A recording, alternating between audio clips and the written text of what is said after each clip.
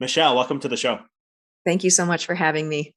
I'm excited to have you on. I looked you up, I did my due diligence, and just talking to you a little bit before we jump on. I know this is going to be a good combo, and there's some good already cross stories here, the things you've experienced, I've experienced, and I think this is going to make a really good combo. So, my listeners know how I kind of do things already. I like to dive right in, no waiting around. So, share with us, if you don't mind, your story, your journey, your why of what you're doing today, how you ended up where you are right now.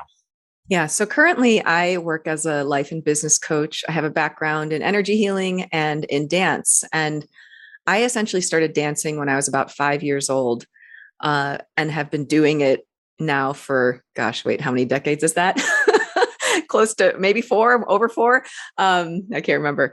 But through that journey, I got injured a lot. I had to recover from that and learn ways to grow from disappointment.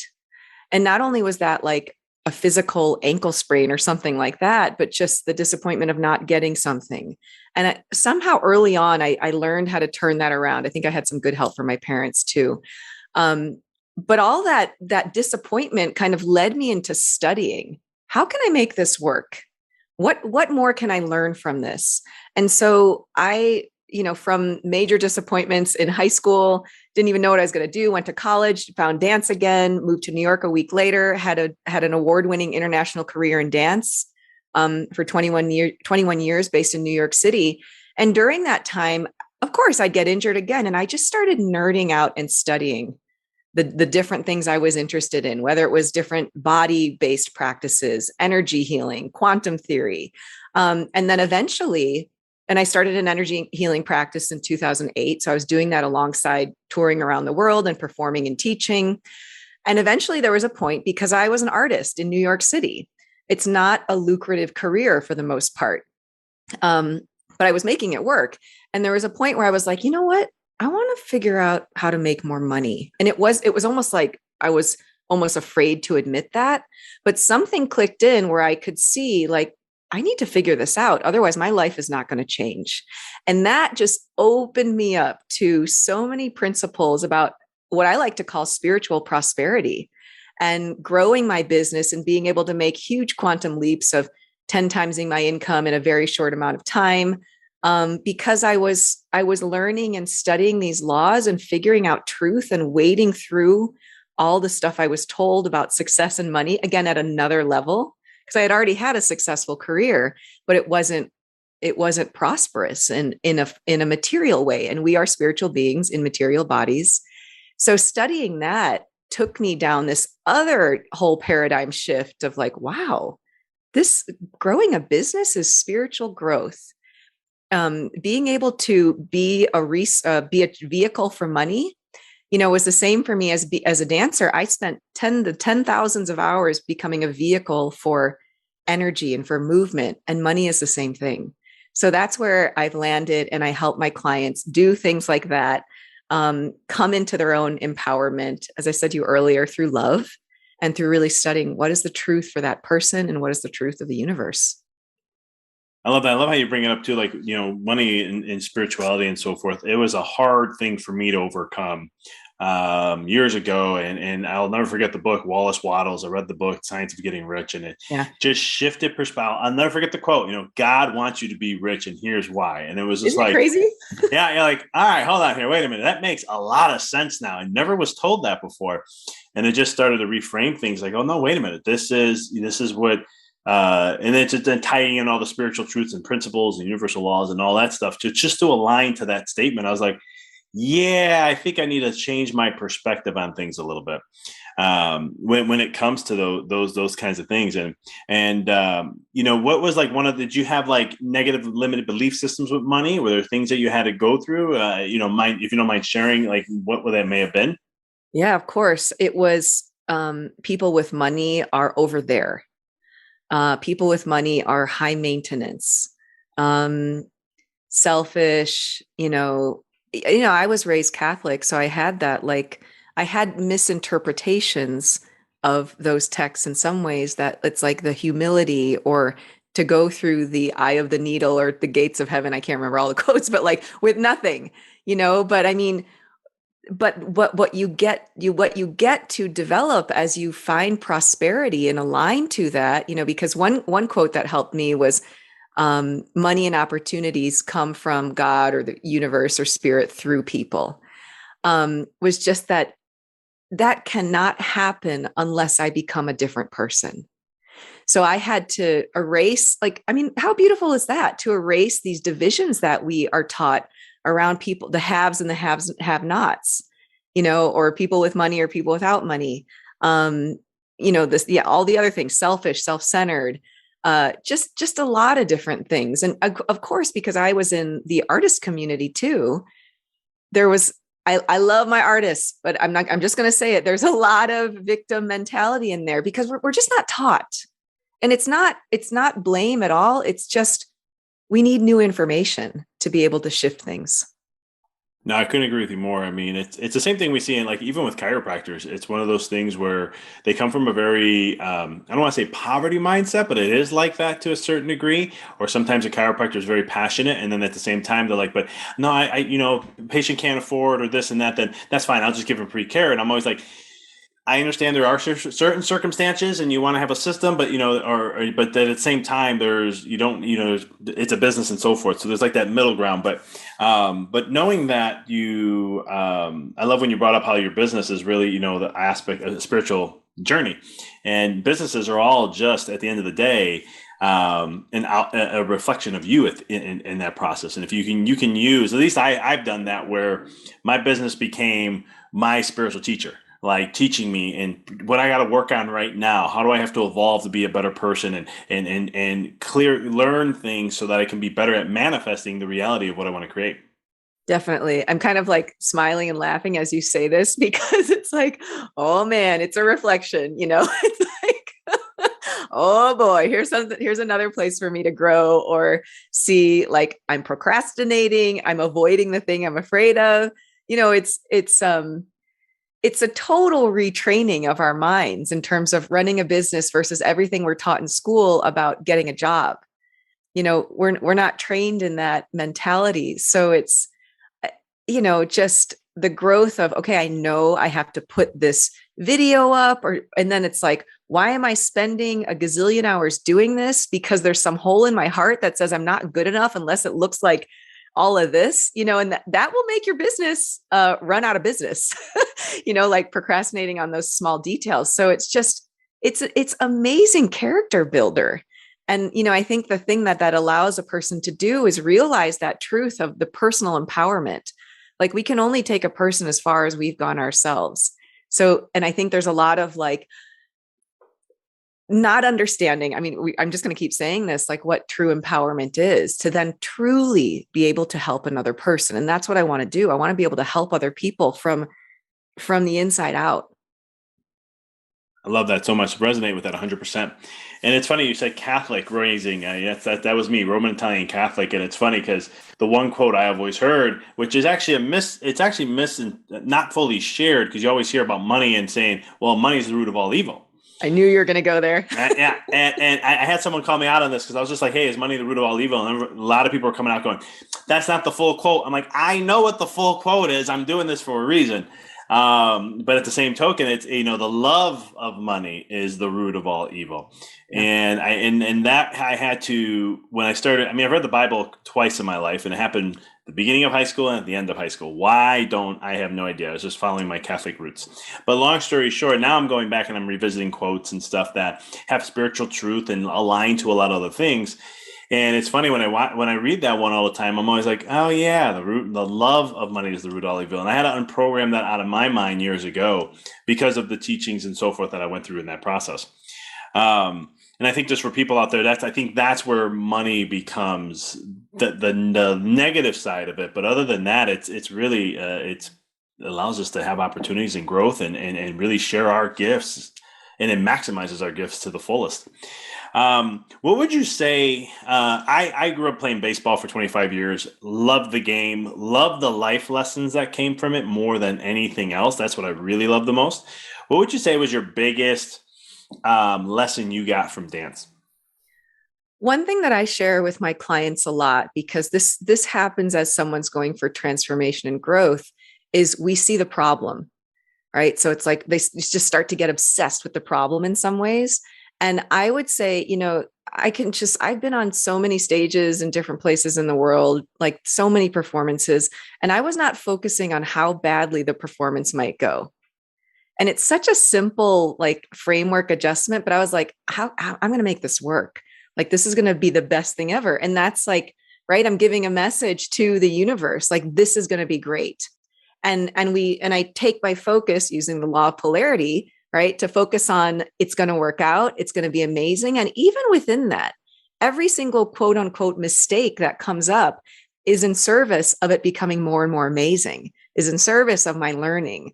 So I always say, like, focus on where you want to go, not where you don't want to go, because a lot of times that means we're actually looking at the fear, and subconsciously we're focused on the fear, and we will create the fear. I want to say one other thing too is, and it's related, but it's a different framework. I knew, just like as a young kid, stand behind the good dancer. So it's the same thing, right? Like, you're not going to learn from the person that doesn't know how to do it. You're going to learn from the person who's actually done it already. So that was something I would, oh my God, there's just so many, but I'll just say those two to start. And I know there's endless ones you can pick from, but but I love why you're bringing the aspect of it when you, like, even from baseball. I wasn't, well, I guess there were some points in my career in the beginning in high school. I remember I was looking at, like, okay, I'm going against this guy, or I'm going to face this person. They're really good. This is what I've done before. There's a good chance that can happen again. And I would get caught into that pattern. And then there's times where I just let things go and just be in the moment and enjoy it, and just say, you know what, I'm going to go and just do this, and then just get hyper focused on the most simplest thing. And from that simple thing, most of the time, good things came from it. And then I was like, interesting. So if I just focus on something real small and just like put all my energy there and not focus on anything else, then there's a good chance that things will come and work out. And it usually did. And it was a huge shift in my career in baseball. Like monumentally, to where I was like, wow, everyone's like, what's going on with you? What are you training? What are you doing? What's this? I'm like, I'm still practicing the same. I haven't done anything different there. I still do my extra trainings, my extra workouts, all that was the same, but it was literally just one little tweak to make that huge shift. So when we talk about helping a person reach their full potential, what does potential mean to you? Like, what is that? What does that whole phrase mean? Yeah, literally sometimes I just use nature as an easy example, right? Like, and a lot of times I don't have any right now, but usually I have flowers around. I just have that eucalyptus behind me. But it's that a person can fully bloom. The way that nature is, everything is moving into its potential. It's not like, oh, should I shut this down a little bit because there's that bigger tree next door? It's like, no, let's just like keep going into that expression. And I do feel like we have our genetic DNA, just like the plants and everything, animals around us, but we have our spiritual DNA too. And I really do believe that our own personal growth contributes to just our evolution as a species, as a human species. So I think every single person is so unique in what they offer. And actually, I learned this from energy healing, the system that I was working with. We were taught, like, you could have 50 people come in with the exact same ligament tear or the exact same cold, but you would have 50 different treatments for each of them. There is no one size fits all. And there's a beauty in that. What I loved about that is it acknowledged the person in their wholeness. It acknowledges their unique past and their unique potential. So all of this coming into potential is, how do you bring the utmost care to yourself and to discovering who you are, what you want, what you're here to do, and knowing that by design, one, it'll probably be a slightly scary journey because we have to build courage. But two, it's going to be the most rewarding, and it's going to be the most generous. And I think, I work with a lot of people who really care about others, and it's that jump of like, oh man, is this being selfish if I tell my son he's got to move out now that he's 42, or, or, just like take time and don't go to like remove myself from this board meeting. It's like, no, there's something you're being called to focus on. Like, you're worth it. This thing is worth it. And that's how, there's a lot of different belief systems we have to break down too, as well, to be able to step into our potential. And why is it that some people have don't achieve it, or they don't become aware of it? What blocks them from going from that point A? And I know it's not truly linear, point A to point B. It is to a certain degree, but as you know, there's many different facets to work your way through that. But what are some things that like block an individual from achieving or being aware of their potential? Yeah. I think one of the first things is that we're not always taught that it's okay to want something, because as maybe your listeners know this already, but before we're 7 years old, we can't reject any of the belief systems that we're being just, we're inundated with. That's our human development. Our conscious mind doesn't start to develop until after 7. There's that Jesuit saying, I'm probably getting it slightly backwards, but show me the boy at 7 and I'll show you the man, or it's, all that. Yeah. But what I find with people, either as I'm working with them or before I work with someone, I always ask them the question, what do you want? And it's interesting how we're just, well, I want, our subconscious is like, well, I want what mom and dad said and what the clergy said and what I learned at school, rather than like, what is the unique expression of you and what you want? We get those messages like, don't do that. Like, who do you think you are to want that? Like, you're going to make your mom upset by being so loud and creative or whatever it is, So it's just like, we get these things that shut down our unique expression and our desire. Desire means of the Father, of the Spirit, of the stars. That's Spirit speaking through us. So I know from my own personal journey, and this is what I help clients with too, I had to get really honest about what I wanted. A big part of that step was, what I said earlier, I wanted to learn how to make more money. And if I didn't acknowledge that truth, I would not have been able to create my business to the scale that I have now and that it continues to grow. So, what happens instead is we shut those things down. We have shame, we have guilt, we develop secrets, and it comes out in distorted ways. It's not a direct expression. It's like, well, it's like you're actually trying to bend your finger that way backwards instead of the way it's meant to bend. It doesn't work. It's not in integrity with the person. So I think it's what do you want? And again, that you're worthy of deserving this, because that's another message we get too. The what is it? Like at least 90% of our thoughts are repetitive. I think the statistic is higher. And at least 75% of those thoughts are negative or self-sabotaging. So what do you want? And also, you deserve it. You are love. You are divine. You are worthy. And those are huge things that, like, sometimes that's just the core of what allows a person to take that next step or leap. No, I couldn't agree more, especially the worthy part. I mean, I know for me that was a huge part. And a lot of people I work with too, it's like, we get down to certain things and they're good at like projecting goals and what they want to achieve. And then it's like, okay, what's that? And then can you really see that being there? Well, it sounds good. Yeah, I can do it. And then when finally they hit, because people can always talk a good game, but then it comes to when you hit that first wall, which is there's going to be many walls on that journey. And then it's like, well, maybe this isn't for me. Maybe this isn't. Like, whoa. You weren't this. You can choose and create. You can have what you want. You can do all this. There's just certain rules to the game called life. And once you know them, everything can just be applied, and it really shifts the whole paradigm of your life. Mm-hmm. And I love how you bring up the word with desire and spirit and stuff like that. That's great. That's just for the listeners. Definitely that sound truth there to understanding that, I always say, if you can see it within your minds, if you can see it within yourself, you're destined to have it. And sometimes it's spirit telling you, or God, or whoever you want to call that name, that is saying, hey, if you can imagine it, you can have it. It's that simple. Yeah. And so then my question to you then is, why is it that is as simple as I'm talking to you, like, yep, this is simple, this is that. Why is it so hard then for humans to adapt to this or understand this, or just say, well, okay, maybe it is this simple, rather than we make it so much harder than it is? Well, for whatever reason, we humans make things complicated. And I think it's like, it's the ancestral stories. It's like, it's all the messages we receive from other places that just haven't been aligned. And again, like, I really see this as a larger spectrum of our coming into alignment. Um, so I think that's where we struggle. It's like, what is the truth? We don't know what the truth is. Um, and once we can start to understand that, as you said, there's rules to life, but somehow here's something else. Like, I just working with a client about this. Um, we think the rules, or the something should happen according to our rules, right? And sometimes that's even like, sometimes there's maybe as a child you didn't get things, and so you like, there's this stubborn energy got developed, and it's like, well, it's supposed to happen this way, it never, or we develop these patterns as kids, and that wounded inner child.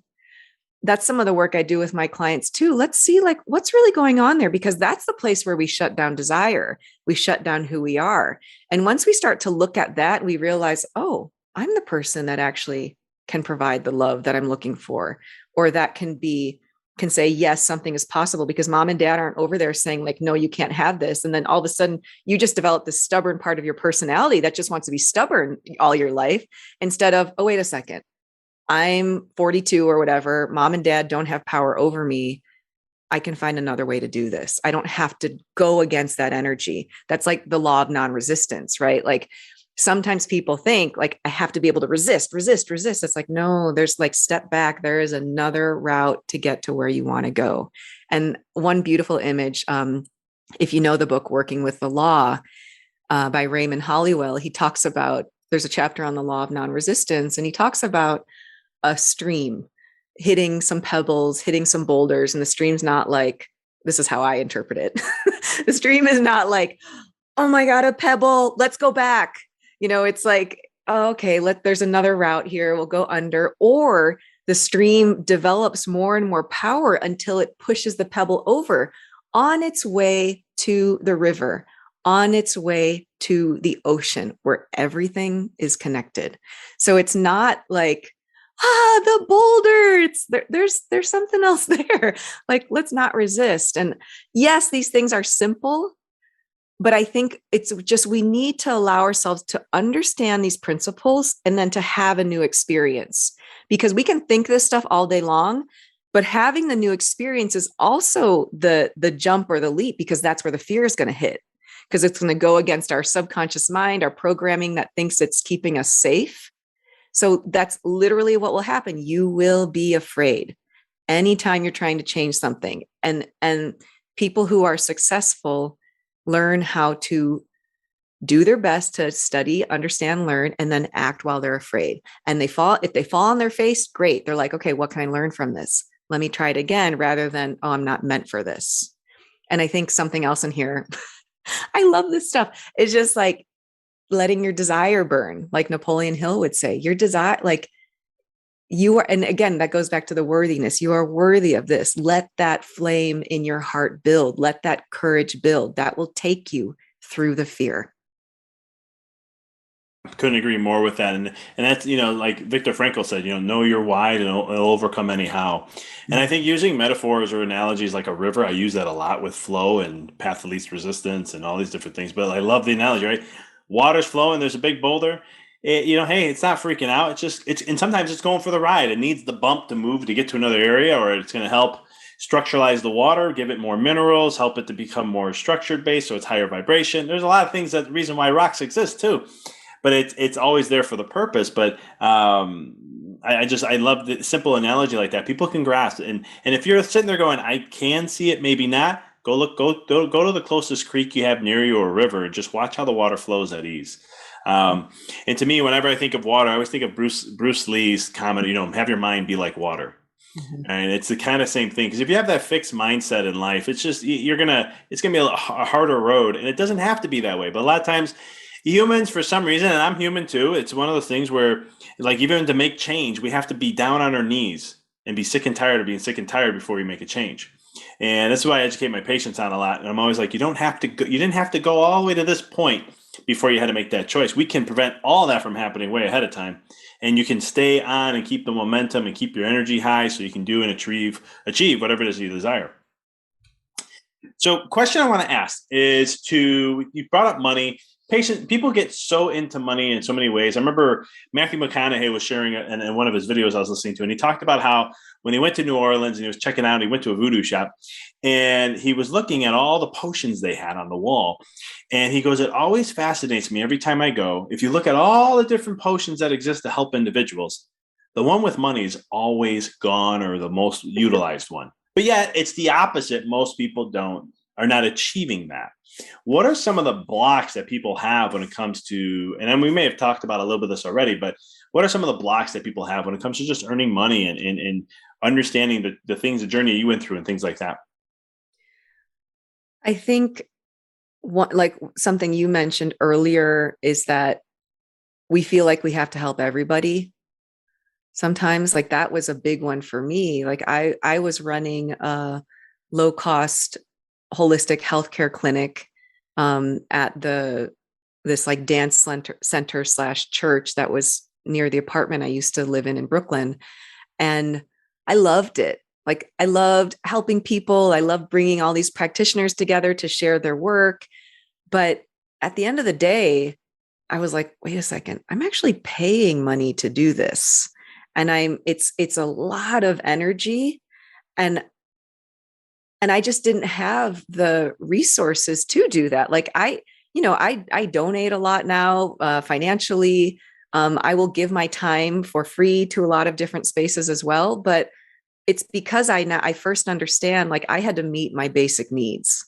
So I see a lot of people who, there's a lot of emergencies out there. And I actually heard Byron Katie say this, like there's your business, there's God's business, and there's someone else's business.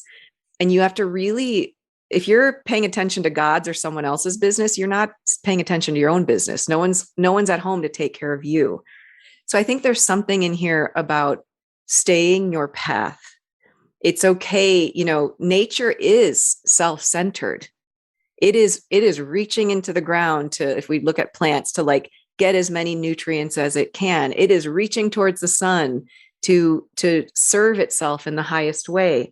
So I think like that's one, people try to take care of too many other people. I think people are afraid to ask for what they really want. I know the first time I actually raised my prices, because the only way a person is going to grow a business, for example, is there's a point where you can do so much and then you have to leverage or you hit diminishing return. And the first time I started working with a coach who helped me with the prosperity, I literally was like pulling my shirt up over my mouth like this, like he was like, what do you want to charge? And I was like, I was like so embarrassed to say it. It took me months to put it on my website. And then actually, when I finally put it on my website, I had this belief system. I can't help the people that I love helping, which at that time was, I still do help a lot of dancers and artists, but that's who it was at that time. And then lo and behold, I put that price on my website. The first person who books a session is a dancer. I was like, okay, universe, you got me. So I think we don't allow all these limiting belief systems that we just spoke about, but then also believing that you're worthy. People are like, well, I have to do this first, and I have to do this first, and this first, and this first to be able to charge this much. And you can see it in a person sometimes where they're like, let me get this degree. And they have like a gazillion initials after their name. And I've, because I know people, I've talked to them who do this, and maybe after time, they're like, yeah, I guess I thought I had to get another degree. And yes, there's passion, right? Like I love learning, like all the courses I've taken, I've spent like at least $500,000 on all of my personal education and growth over, in my adult life, at least. I love it. Does it always give me the thing behind my name? No.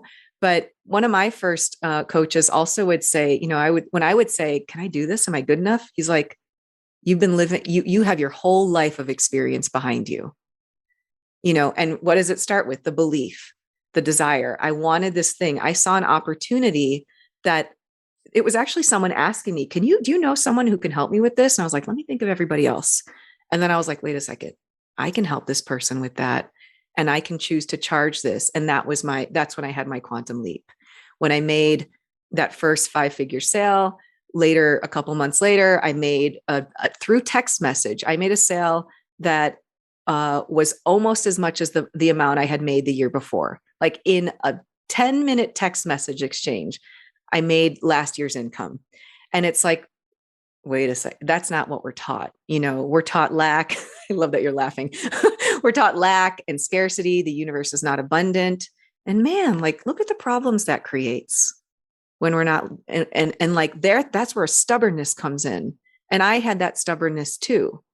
And it was like, even investing, I invested in that first year of coaching more than I had made in my previous year's income. But it wasn't until I removed all those belief systems that said, oh, this is elitist, this is only for certain people. I'm not taking care of everyone. I had to let those soften and open up. And that's how I got through the needle. I let go of all that, all that baggage of misalignment that wasn't allowing me to take that amazing, incredible focus step. It's like everything with vibration, right? Every experience, everything has like a vibration, a code, an energy to it that has that experience in there. And it's the same thing when it comes to like you were saying, like I know for me, I've gone through this in my chiropractic business. I've gone through this in my coaching business and different experiences where it's like price sometimes can be your benefit. And one of my coaches was like, he doubled his price one year. And I was like, I hope you're not going to double, my price in coaching. I've been with you for a good amount of time. Does their grandfather, do I get a percentage here that, you're going to only raise it on?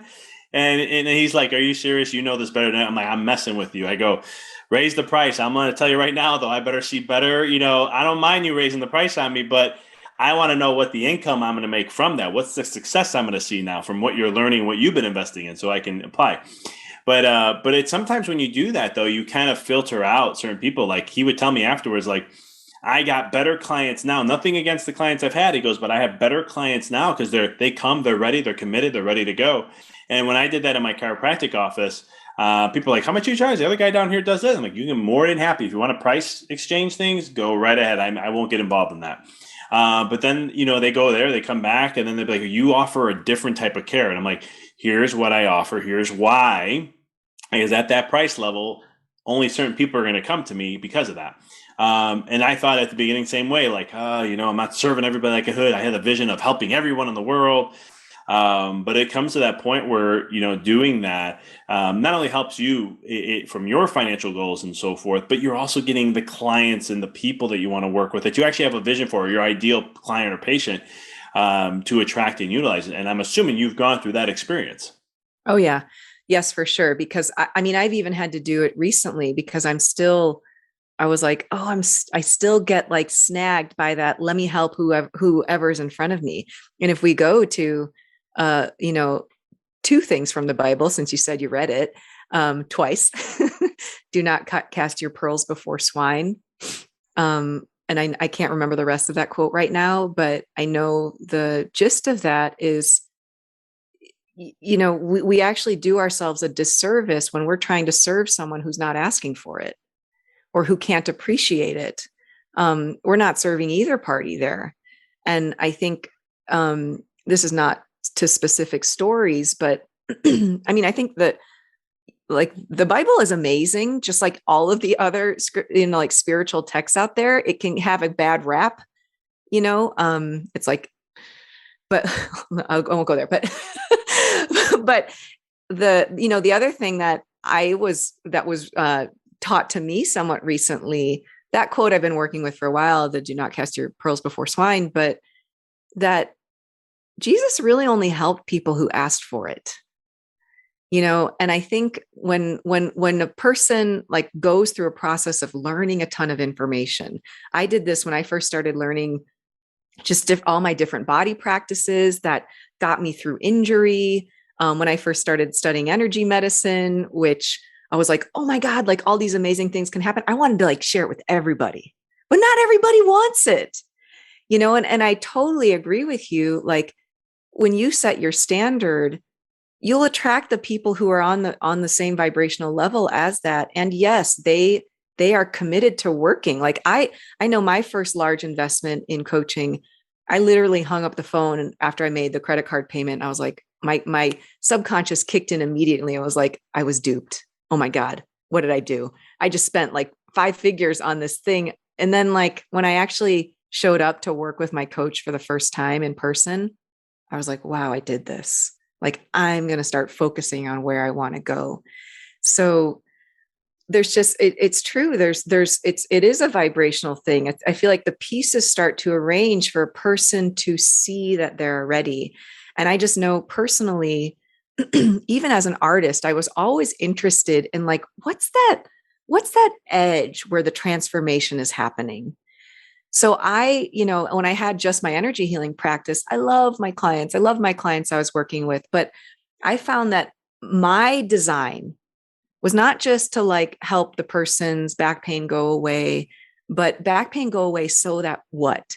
So that the next step of transformation could happen. So I wanted people who were seeking beyond. And I knew for myself, I wanted my own back pain to go. This is what happened literally for me with my amazing chiropractor that I worked with in New York. I had back pain and he was like, we got to work on your anger. And I was like, oh, my anger, and then like that was like, oh, wow, this is, and I wanted to dance, right? I wanted to be able to go on stage, pain-free, teach all those things. But then I realized I have to do some emotional, mental maturing here. And then that affected my dancing. And that like let me show up as a fuller person there. So I just went off into a lot of different directions. I can't even remember what the original question was. Creative mind. But yeah. You're answering it though, so that's what matters. Okay, good. Yeah, it's interesting too. You bring up, even with like your chiropractic experience, and he's like, well, working on anger. Sometimes it's even going deeper. Like I know my office, the way I ran it was if someone comes in and says, I just want to get out of pain, and that's it. I'd be like, I can refer you to 20 other chiropractors. Exactly. And people are like, don't you want to help them? And I'm like, that person is not for me. I'm going to put so much energy into that, and it's going to be less coming back to me because it has to be a win-win. And like you're getting paid. I go, yeah, that's not what motivates me. That's not why I do what I do. I know that as long as I'm passionate and do what I do, and I do it well, and I serve the people to being authentic with it all, my byproduct is going to be financial wealth with that, and I know that. So it's not my drive, but there's so many awesome little things you're sharing about, like that one little, where's that wall that creates transformation from a dancer standpoint. I used to look at that, or even from like, that's what got me in the mindset world, and vastly, it was like looking at the athletes. And just, looking at Michael Jordan, someone I always talk about because he is not the most talented guy in basketball. He's not. And people be like, oh, he was talented. Look at his leap. He was not the most there are so many better players that from a talent. LeBron James, way better talented player than from talent wise than because he's taller, he's bigger, he's faster than Michael Jordan.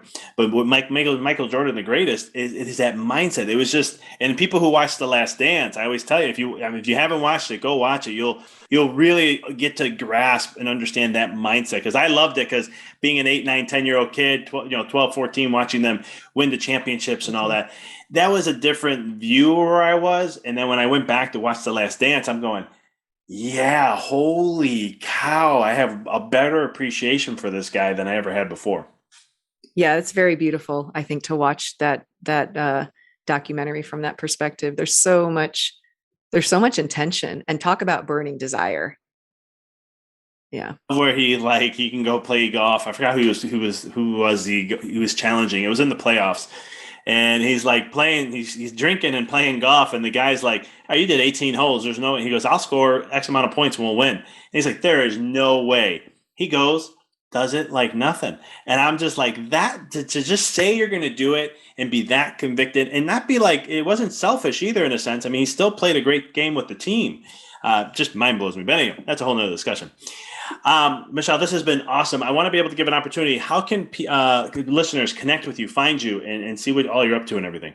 Yeah. So go to Instagram right now. Follow me at Michelle.Boulé, Michelle.Boule. And I'm on Facebook also. But also my website, michelleboulé.com. And I have, we're actually about to change it. Right now it's Realign Towards Your Dreams. There's a free 15-minute audio on there, which is a fantastic practice that involves mind, body. There's a little movement practice and spirit to align towards what you want. And that will get you on my newsletter, and we can then start a conversation and you can see what my work is about. Awesome. I'll have that all in the show notes for you guys to tune in. Michelle, this has been awesome. I like a lot of crossover here in our lives. Greatly, I love when that happens. Appreciate the work you're doing and all that you're doing for everyone. And and thanks for taking time to share your wisdom and your knowledge with all the listeners here at the Mindful Experiment. Thank you for your work also and for having me. Appreciate it.